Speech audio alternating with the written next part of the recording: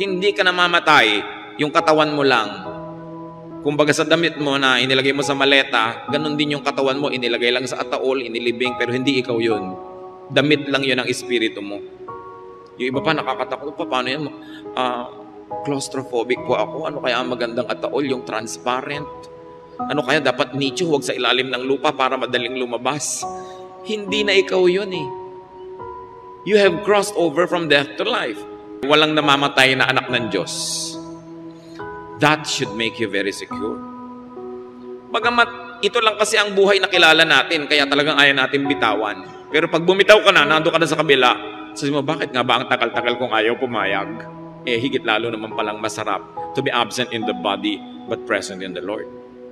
Pero hindi natin minamasama na gusto nyo ang buhay. Gusto ko rin. Dahil isinulat din sa ating puso ng Diyos na mahalin ang buhay kasi siyang nagbigay